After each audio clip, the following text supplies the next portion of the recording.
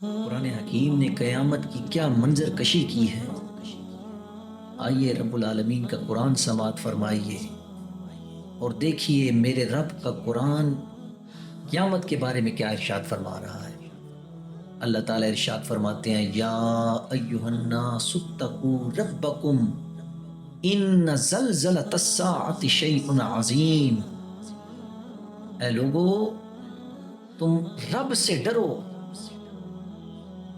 ان زلزلۃ الساعہ، قیامت کا زلزلہ، وحشت ناک زلزلہ، ہولناک قسم کا زلزلہ، شیء عظیم، کوئی معمولی چیز نہیں، بہت ہی بڑی چیز ہے۔ آگے ارشاد فرمایا یوم ترونہا تذہل کل مرضعۃ عما ارضعت، فرمایا وہ دن ایسا ہوگا، وہ لمحہ ایسا ہوگا کہ اس وقت تم دیکھو گے کہ ہر دودھ پلانے والی ماں اپنے بچے کو بھول جائے گی جسے وہ دودھ پلا رہی تھی۔ فرمایا کہ اس کے بعد پھر اگلا معاملہ کیا ہے؟ وَتَدَعُ كُلُّ ذَاتِ حَمْلٍ حَمْلَهَا وَتَرَى النَّاسَ سُكَارَىٰ، فرمایا ہر حمل والی عورت اپنا حمل گرا دے گی۔ فرمایا وَتَرَى النَّاسَ سُكَارَىٰ، اور لوگوں کی حالت یہ ہوگی، فرمایا لوگوں کی حالت ایسی حالت ہوگی کہ جس طرح کوئی آدمی نشہ کرتا ہے، نشے جیسی حالت قیامت کے قریب جب زلزلہ آئے گا تو لوگوں کی حالت ایسی بنی ہوگی۔ فرمایا وَمَا هُمْ بِسُكَارَىٰ، فرمایا وہ اس وقت نشے میں نہیں ہوں گے، وَلَكِنَّ عَذَابَ اللَّهِ شَدِيدٌ، لیکن اللہ تعالیٰ کا عذاب بڑا سخت ہے۔ دوسرے مقام پہ قرآن ارشاد فرماتا ہے اِذَا زُلْزِلَتِ الْأَرْضُ زِلْزَالَهَا، جب زمین بڑی شدت کے ساتھ تھرتھرا دی جائے گی۔ فرمایا وَأَخْرَجَتِ الْأَرْضُ أَثْقَالَهَا، اور زمین اپنا سارا بوجھ نکال کر باہر پھینک دے گی۔ فرمایا وَقَالَ الْإِنسَانُ مَا لَهَا، اور انسان کہے گا اسے کیا ہو گیا؟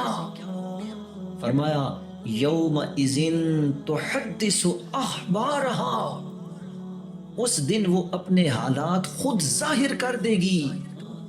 حضرات عزیز وقار ذرا غور تو فرمائیے، قرآن نے کیسا نقشہ کھینچا ہے قیامت کا، کہ جب قیامت کا زلزلہ ہوگا تو زمین ہلا دی جائے گی، ہل جائے گی، تھر تھر کانپے گی۔ وَقَالَ الْإِنسَانُ مَا لَهَا، اور انسان حیران ہو کر یہ کہے گا اس زمین کو کیا ہو گیا، اس زمین کو کیا ہو گیا۔ وَقَالَ الْإِنسَانُ مَا لَهَا، آج ہم نے قیامت کو بھلا دیا ہے، ہمیں قیامت کی کوئی پرواہ نہیں۔ انسان دنیا میں اپنے رب کو بھول کر دنیا کی رنگینیوں میں لگنے والے اور گناہ پہ گناہ کیے جانے والے، اللہ کا قرآن پڑھ تو صحیح، میرے اللہ کا قرآن کیسے جھنجھوڑتا ہے اس غافل انسان کو کہ اليوم نختم على افواہہم وتکلمنا ایدیہم وتشہد ارجلہم بما کانوا یکسبون، اس دن تیرے اوپر مور لگا دی جائے گی، تیرے ہاتھ تیرے پاؤں خود بخود گواہی دیں گے کہ یہ آدمی میرے ساتھ میرے ذریعے سے یہ کام کرتا رہا، میرے ذریعے سے یہ کام کرتا رہا۔ آج وقت ہے اپنے رب کو راضی کرو، آج رب راضی ہو گیا تو کام بن جانا ہے۔ وہ کسی درویش کے بارے میں یہ روایت ملتی ہے کہ کسی آدمی نے کسی درویش کو دیکھا کہ وہ درویش ایک دن بازار میں کھڑا تھا اور کھڑا ہو کر رو رہا تھا۔ کسی بندے نے اس سے پوچھا کہ درویش تو بازار میں کھڑا ہو کر کیوں رو رہا ہے؟ درویش آگے سے جواب دیتا ہے میں رو اس وجہ سے رہا ہوں کہ آج میں رب کے درمیان اور بندوں کے درمیان صلح کروانا چاہتا ہوں۔ تو بندے نے کہا پھر کیا بنا؟ جب تو رب کے درمیان اور بندوں کے درمیان صلح کروانا چاہتا ہے تو پھر کیا ہوا؟ کہا آج رب مانتا ہے بندے نہیں مانتے۔ اللہ اکبر۔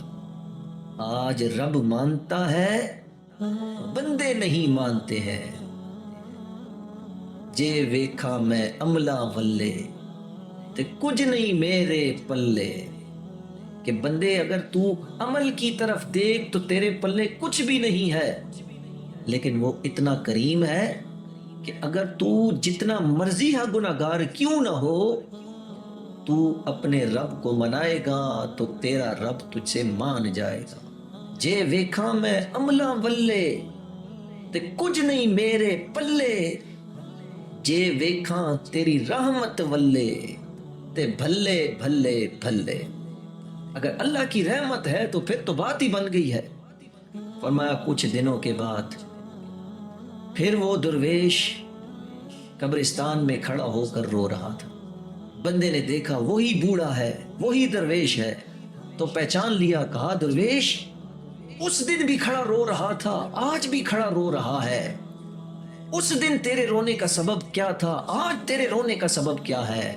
کہا اس دن بھی میں اس وجہ سے رو رہا تھا کہ میں بندوں کے درمیان اور رب کے درمیان صلح کرانا چاہتا تھا۔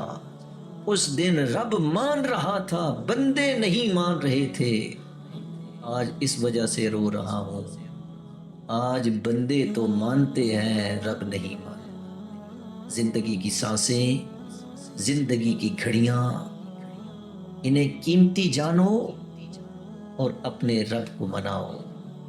جب تک سانس میں سانس ہے، جب تک جان میں جان ہے، آپ کے پاس وقت ہے رب کو منانے کا۔ جس دن روح جسم سے نکل جائے گی، اس دن آپ کے پاس منانے کے لیے وقت نہیں ہوگا۔ اس دن آپ تو مان رہے ہوں گے پر رب نہیں مان رہا۔